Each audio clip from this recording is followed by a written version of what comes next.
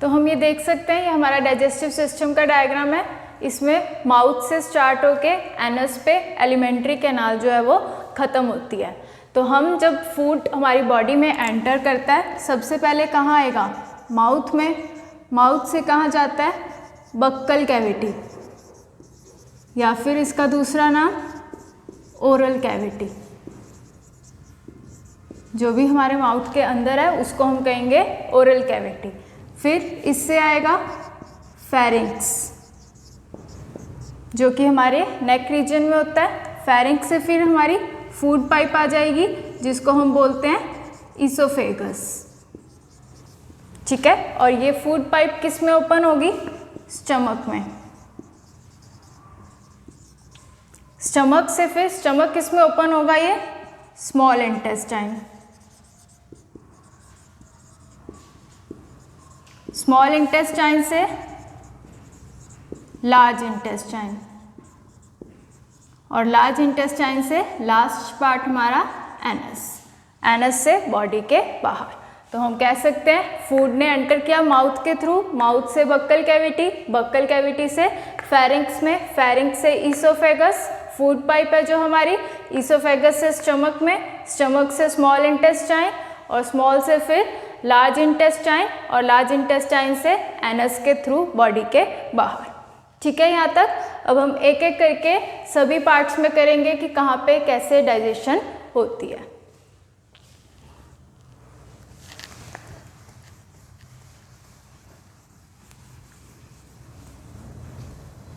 सबसे पहले हम स्टार्ट कर रहे हैं ओरल कैविटी। तो ओरल कैविटी में दो मेन चीजें हैं हमारे पास, क्या क्या? Teeth and tongue. ठीक है, ये दो मेन पार्ट्स हैं हमारे ओरल कैविटी के, टीथ और टंग। अब इनका यूज क्या है? टीथ किस में हेल्प करते हैं? Crushing of food, chewing of food.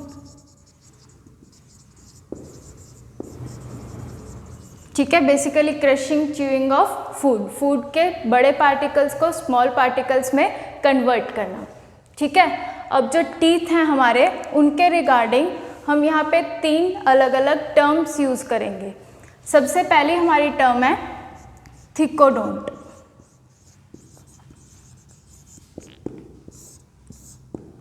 थिकोडोंट क्या होता है? थिकोडोंट, अब हम देख सकते हैं कि हमारा हर एक टूथ जो है वो एक जॉ सॉकेट में बाइंड होता है, तो इसीलिए उस टाइप की डेंटिशन को हम कहते हैं थिकोडोंट डेंटिशन। थिकोडोंट डेंटिशन, जिसकी डेफिनेशन क्या होगी?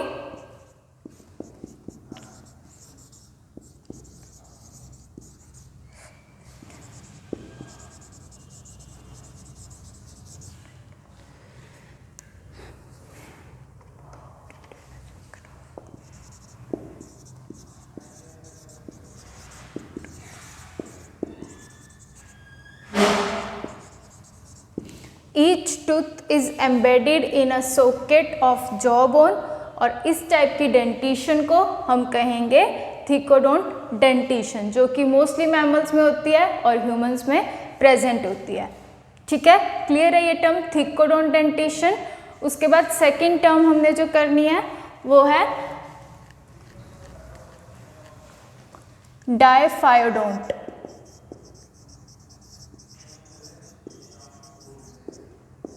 डायफायोडोंट डेंटिशन। ठीक है, अब हमें पता है कि हमारे पहले मिल्क टीथ आते हैं, उसके बाद वो रिप्लेस हो जाते हैं बाय परमानेंट टीथ। तो हमारी लाइफ टाइम में हमारे पास टीथ दो बार आते हैं, इसीलिए हम इस टाइप की डेंटिशन को कहते हैं डायफायोडोंट डेंटिशन। ठीक है, तो इसकी डेफिनेशन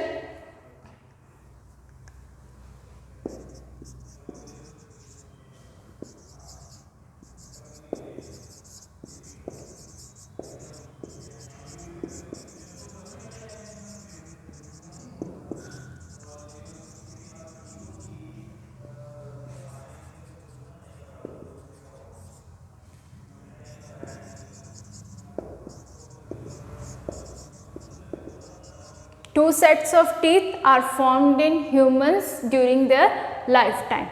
पहले आते हैं कौन से, टेम्परेरी, या फिर हम उसको कह सकते हैं मिल्क टीथ, जो कि बाद में रिप्लेस हो जाते हैं by permanent teeth, by set of permanent teeth. तो इस टाइप की डेंटिशन को हम कहते हैं डायफाइडोंट डेंटिशन। ठीक है, क्लियर है ये भी डायफाइडोंट डेंटिशन। अब थर्ड टर्म जो हम यूज कर रहे हैं वो है heterodont dentition.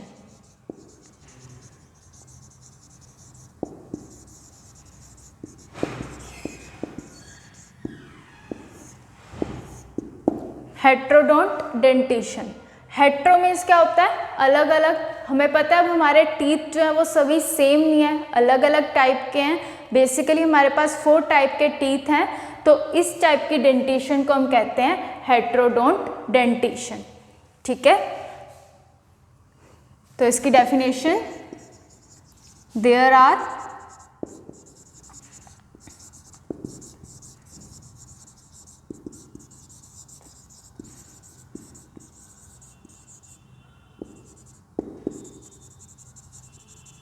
There are 4 different type of teeth in humans. अब वो 4 टाइप्स कौन कौन से हैं,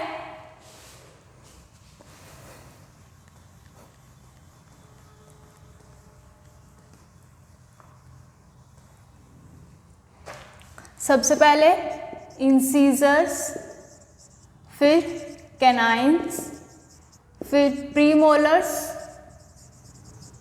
और फिर मोलर्स। ये हमारे पास 4 टाइप के अलग अलग टीथ हैं, इसीलिए हम इस डेंटिशन को कहते हैं हेट्रोडोंट डेंटिशन। अब अगर हम इनका नंबर देखें, वैसे हम एडल्ट्स में देखें तो टोटल कितने नंबर ऑफ टीथ होते हैं, 32। ठीक है, जो ये परमानेंट टीथ होते हैं ये कितने होते हैं, 32। वेयर एज अगर हम चाइल्ड में देखें जिसमें कि टेम्परेरी या फिर मिल्क टीथ होते हैं, तो उसमें कितना नंबर होता है इनका, 20। ठीक है, अब होते यही चारों टाइप्स के हैं, तो हम अगर इनकी डेंटिशन देखें कि ये अरेंज कैसे होते हैं, तो वो क्या है,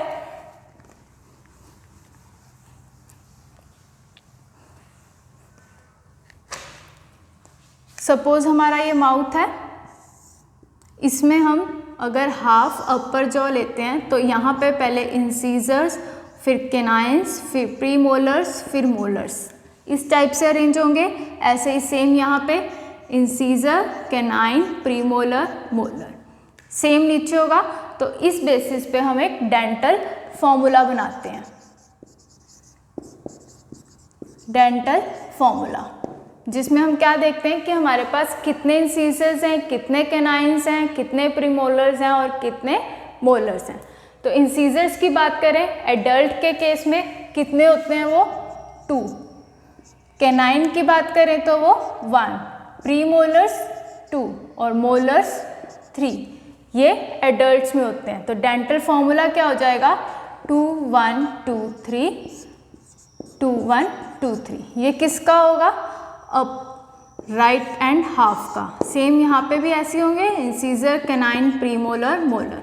तो ये 2 1 2 3, 2 1 2 3। तो इसका ये जो डेंटल फॉर्मूला होगा ये एक साइड का होगा। ठीक है, क्लियर है ये। इसमें देखो टोटल कितने हो गए, ये 2 4 5 8। तो इस तरह से 16 हो गए, 16 वन साइड, 16 अदर साइड। तो टोटल कितने हो गए, 32 टीथ्स। क्लियर है ये डेंटल फॉर्मूला। ये किस केस में, अब एडल्ट्स में। अब क्योंकि हमें पता है चाइल्ड्स में 20 टीथ्स होते हैं, तो उनका फॉर्मूला क्या होता है, 2 1 0 2। ठीक है, चाइल्ड के केस में डेंटल फॉर्मूला होता है 2 1 0 2, यानी कि उनमें प्री मोलर्स जो है वो एब्सेंट होते हैं, मोलर्स 3 की जगह 2 होते हैं और इंसीजर्स के 9 का नंबर सेम रहता है। तो इसलिए इनका फॉर्मूला बन जाएगा 2 1 0 2। अगर इनका हम टोटल करें तो कितना हो गया, ये 10। तो 10 ये एक साइड हो गए, 10 ऐसे ही लेफ्ट या राइट साइड हो जाएंगे। ठीक है, क्लियर है ये डेंटल फॉर्मूला।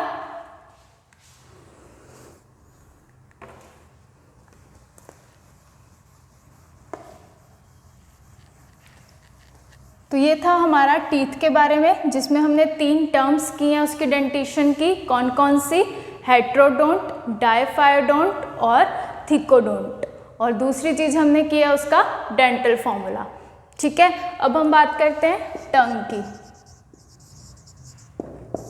टंग क्या है? एक फ्रीली मूव कर सकते हैं हम उसको। मस्कुलर ऑर्गन है हमारी बॉडी में।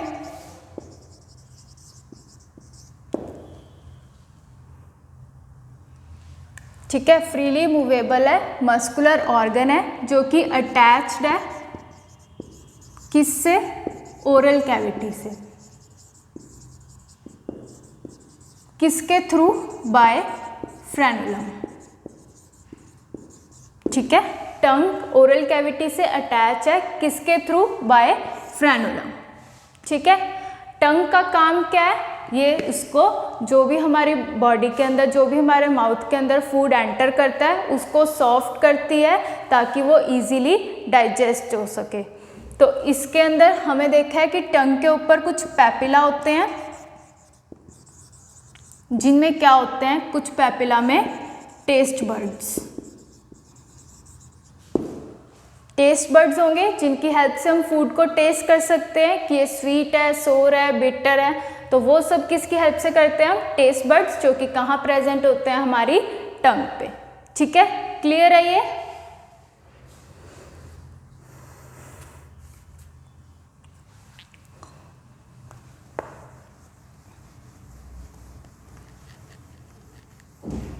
तो ये हमने किया ओरल कैविटी में टीथ और टंग। टीथ में हमारे पास एक सब्सटेंस यूज होता है जिसका नाम है इनेमल। इनेमल हमारी बॉडी का हार्डेस्ट सब्सटेंस है। हार्डेस्ट सब्सटेंस हमारी बॉडी में अगर कोई पूछे तो वो क्या है? इनेमल, जिससे कि टीथ जो है वो बने होते हैं। ठीक है, क्लियर है ये?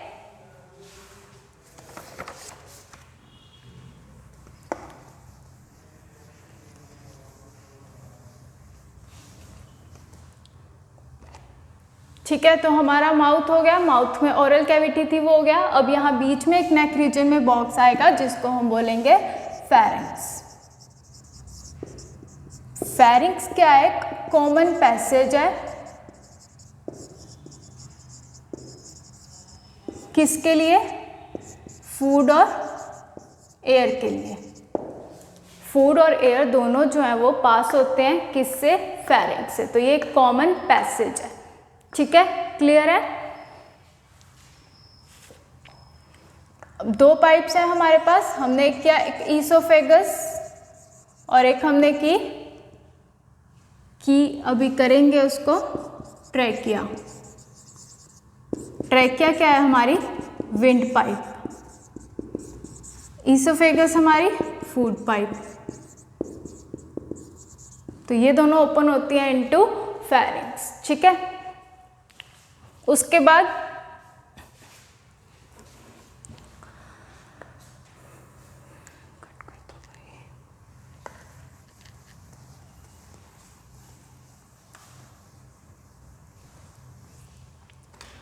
हमारी जो फूड पाइप है वो बंद होती रहती है और खुलती रहती है, वेयरएज जो हमारी विंड पाइप है वो खुली रहती है।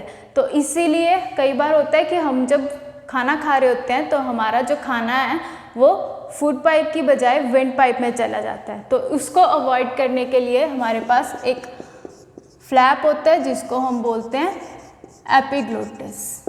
एपिग्लोटिस क्या करता है? विंड पाइप की ओपनिंग को कवर कर देता है जब हम खाना खा रहे होते हैं, ताकि फूड जो है वो विंड पाइप में एंटर ना हो। ठीक है, तो एपिग्लोटिस का काम क्या है? ग्लोटिस को कवर करना। और ग्लोटिस क्या है?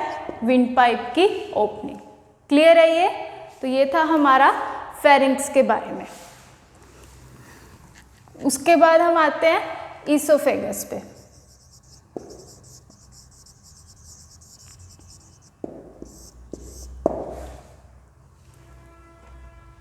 ईसोफेगस क्या है? अब हमारे पास एक लॉन्ग ट्यूब है, ठीक है, जो कि किस में ओपन होती है? स्टमक में।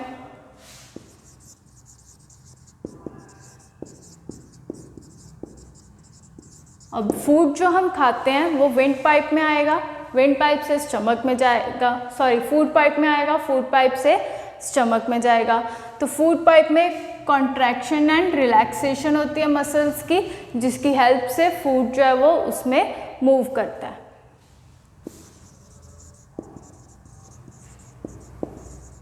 Contraction and relaxation of muscles. So food pipe में मसल्स की कॉन्ट्रैक्शन और रिलैक्सेशन होती है। ठीक है यहाँ तक। अब जो हमने किया है ये, हमारे पास हमारी बॉडी में दो रीजन्स होते हैं, एक थोरेसिक रीजन और एक एब्डोमिनल रीजन। थोरेसिक रीजन कौन सा होता है? जो हमारा डायफ्राम है, लंग्स के नीचे एक डायफ्राम होता है, वहाँ तक जो भी रीजन है उसको हम कहते हैं थोरेसिक रीजन, और उससे नीचे जो हमारा स्टमक रीजन से है उसको हम कहते हैं एब्डोमिनल रीजन। ठीक है, तो एक है हमारे पास थोरेसिक, डायफ्राम से ऊपर, और उससे नीचे एब्डोमिनल। क्लियर है ये? तो हमारी ईसोफेगस जो है वो नेक से जा रही है थोरेक्स कैविटी में, और डायफ्राम तक ये एक्सटेंड होती है। क्लियर है ये पॉइंट? तो ये था हमारा oesophagus.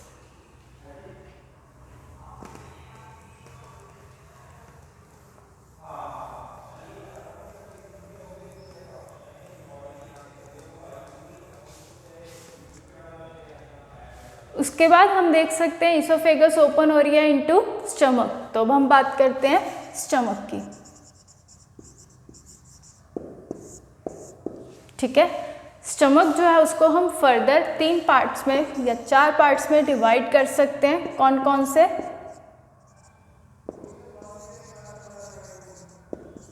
Cardiac, fundic, body, pyloric.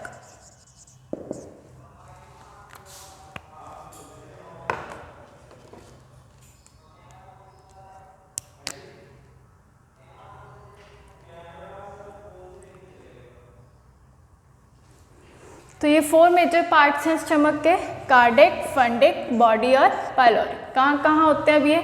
जिस रीजन में ईसोफेगस ओपन हो रही है ये रीजन होता है हमारे पास कार्डिक।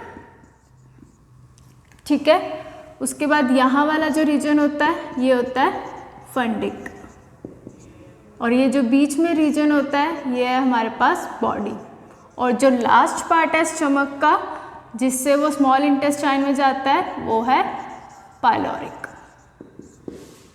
ठीक है, तो ये 4 पार्ट्स हैं स्टमक के। अब इनमें डाइजेशन कैसे होती है वो हम आगे फर्दर करेंगे, अभी हम सिर्फ पार्ट्स की डिटेल्स देख रहे हैं। ठीक है,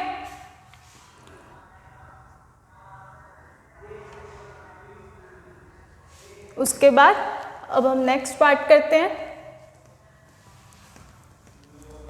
स्टमक हो गया, स्टमक से भी किस में ओपन हो रहा है? स्टमक हमारा स्मॉल इंटेस्टाइन में।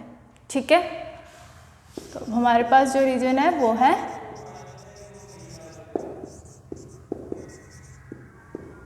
Small intestine. ठीक है, स्मॉल इंटेस्टाइन के भी अब आगे फर्दर पार्ट्स हैं 3 जिनमें हम उसको डिवाइड कर सकते हैं। कौन कौन से?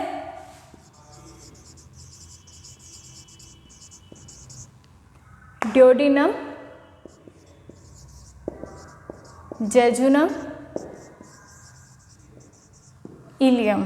तो ये 3 पार्ट्स हैं हमारे पास स्टमक स्मॉल इंटेस्टाइन के, ड्यूोडेनम, जेजुनम और इलियम। तो सबसे पहला पार्ट जिसमें ये स्टमक के बाद लास्ट स्मॉल इंटेस्टाइन में ओपन होता है ये वाला पार्ट, ये होगा ड्यूोडेनम, और ये जो बीच का कॉइल्ड पार्ट है ये होता है जेजुनम, और जो लास्ट पार्ट है जिससे वो लार्ज इंटेस्टाइन में ओपन होता है वो है इलियम।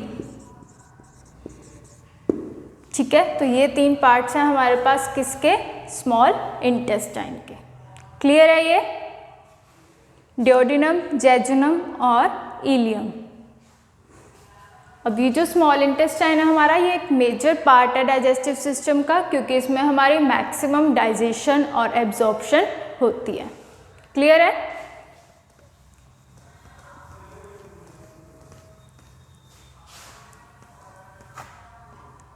उसके बाद हम देख सकते हैं ये स्मॉल इंटेस्टाइन किस में ओपन हो रहा है, इनटू लार्ज इंटेस्टाइन।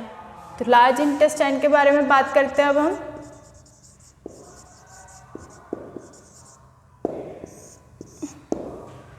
ठीक है, तो लार्ज इंटेस्टाइन के 3 मेन पार्ट्स फिर से हैं।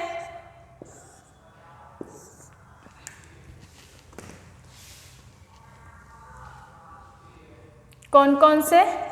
Caecum, colon, rectum. Caecum, colon और रेक्टम।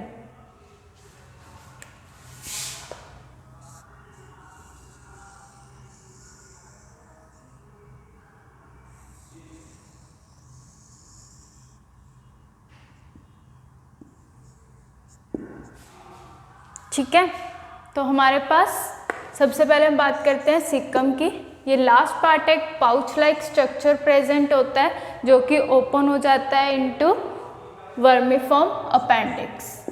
ठीक है, सीकम जो है एक पाउच लाइक स्ट्रक्चर है और ये ऐसा स्ट्रक्चर है जिसमें कुछ माइक्रो ऑर्गेनिजम्स प्रेजेंट होते हैं। ठीक है, इसकी बॉडी के अंदर वो रहते हैं। उसके बाद वो ओपन हो जाएगा सीकम इनटू एक वेस्टिजियल ऑर्गन जो कि हमारे पास है अपेंडिक्स। Caecum opens into